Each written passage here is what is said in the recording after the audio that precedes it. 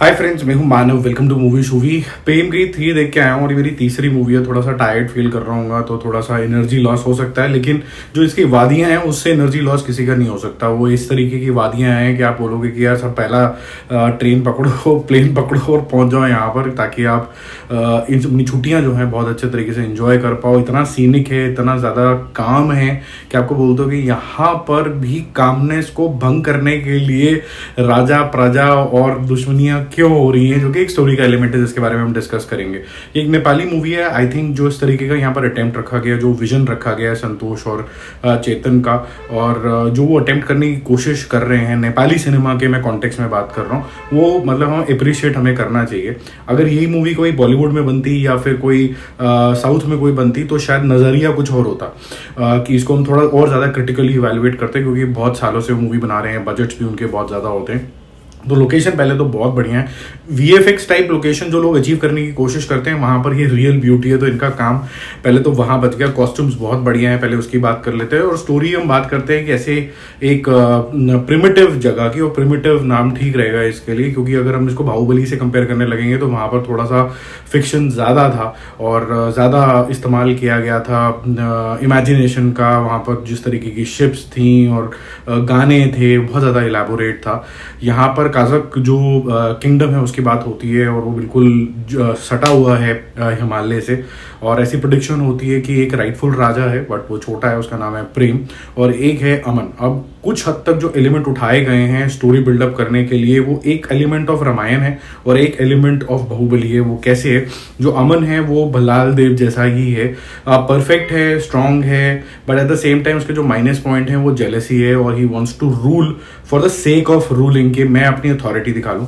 और प्रेम इस तरीके का इंसान है जो कि समझ लीजिए बाहुबली जैसा है, जो कि भी परफेक्ट है, स्ट्रांग है, but at the same time अगर वो उसको ये सिखाया गया कि जनता की हेल्प करनी होती है और जनता के लिए एग्जिस्ट करता है ये किंगडम, वो बॉर्न किंग की तरह सोचता है। अब इससे कुछ लोग घबरा जाते हैं और उसको दे देते हैं देश निकाला, एक किस्म का कुछ एक्टिविटी दे देते हैं जो कि आपको रामायण के वनवास की याद दिलाएगी। अब इस टास्क के दौरान उसकी जो स्ट्रेंथ है मेंटल फिजिकल, वो भी चैलेंज होती है। एट द सेम टाइम यहाँ पर लव स्टोरी भी शुरू हो जाती है, और लव स्टोरी तो खैर पहले ही शुरू हो जाती है, और इसमें क्रिस्टीना का एंट्री होती है। तो प्रदीप का जो एज प्रेम वाला रोल है वो आपको ठीक लगेगा, क्रिस्टीना ब्यूटीफुल लगेगी। अब क्या ये लव स्टोरी बहुत ज़्यादा कन्विंसिंग है कि नहीं है?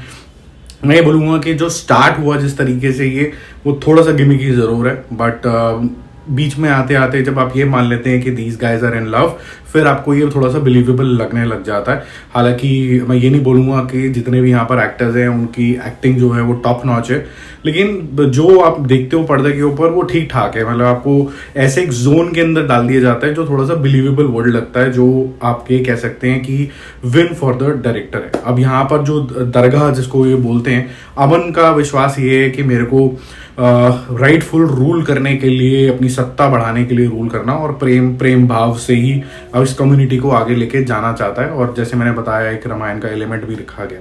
तो अच्छी चीज़ें तो मैं आपको बता ही चुका हूँ कि फील गुड मूवी है, थोड़ी सुनी सुनी सी आपको लगेगी, बिलीवेबल वर्ल्ड के अंदर आपको ले जाएंगे, विच इज़ अ विन।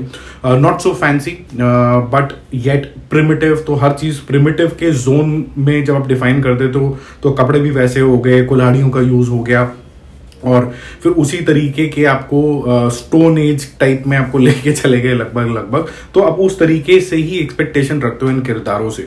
जो एक्टिंग है मैं बोलूँगा डिसेंट है, नथिंग ग्रेट। प्रदीप की एक्टिंग ले लीजिए, या ये अमन की एक्टिंग ले लीजिए, या फिर एक सीयर की एक्टिंग है जो वुमन है जो प्रिडिक्शंस करती है, उसकी एक्टिंग ले लीजिए, अच्छी है। कॉस्ट्यूम तो मेरे ख्याल से शायद बहुत ही बढ़िया है, मेरे को तो बिल्कुल अच्छे लगे वो। शायद बहुत से लोग शायद अभी भी ऐसा पहनते होंगे तो ईजिली अवेलेबल हो गए होंगे, तो इन्होंने यूज़ करे होंगे, क्योंकि जो आप नहीं तो अगर इतने महंगे कॉस्ट्यूम यहाँ पर बनाने हो तो फिर बड़ी डिफिकल्टी हो जाएगी, कोई बजट भी बहुत ज़्यादा नहीं है। देखो अब ये जो मूवी है ये बहुत ज़्यादा अम्बिशियस है अपने बजट के हिसाब से, तो ऑब्वियसली कहीं ना कहीं इसको कंस्ट्रेंट फीलिंग आपको आई, ऐसा लगेगा कि विजुअल थोड़े से दब गए हैं, थोड़े से apart from the scenic beauties, थोड़े कॉस्ट्यूम्स जो हैं उसके अलावा जो चीज़ें हैं वो दबी हुई हैं, जैसे कि और बेटर म्यूजिक हो सकता था। कैमरा वर्क, सिर्फ ड्रोन शॉट्स नहीं होते, और एक अच्छी कलाकारी इसके अंदर हो सकती थी, स्पेसिफिकली फाइट सीन्स के अंदर। और फाइट सीक्वेंस की बात ही चल रही है तो फाइट सीक्वेंस आपको शायद बहुत रॉ लगेंगे, ये टीवी सीरियल्स टाइप वाली आपको थोड़ी सी फील देंगे। देखो मैं न्यूट्रल होने की कोशिश कर रहा हूँ, I am not taking away from the effort of the visionary so to say Santosh and चेतन, क्योंकि उन लोगों ने एक विजन के साथ ये मूवी बनाई है और जहां बनाई है नेपाल के अंदर जिस कंस्ट्रेंट के हिसाब से बनाई है उसको अप्रिशिएट करना भी बहुत ज़्यादा ज़रूरी है। तो नेगेटिविटी के बारे में मैं ज़्यादा बात नहीं करता हूँ, बस मैं आपको इसी थॉट प्रोसेस में छोड़ूंगा। ज़्यादा एक्सपेक्टेशन मत रखना, स्टोरी अच्छी है, सुनी सुनाई थोड़ी सी लगती है, विजुअली ये अच्छी लगती है, ठीक ठाक कैमरा वर्क है। It is a better let's say web series जो आप बड़े पर्दे के ऊपर आप देख रहे होगे, आपको ठीक ठाक लगेगा, बट आप इससे बहुत बेहतरीन चीज़ें देख चुके हो।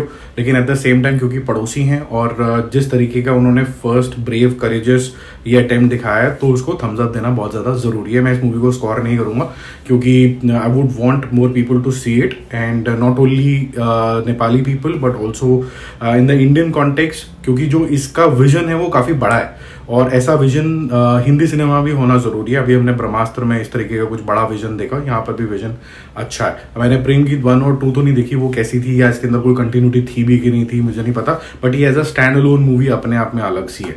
ठीक है, तो हम जल्दी मिलते हैं एक और रिव्यू और अपडेट के साथ। Don't forget to subscribe the channel. Bye bye.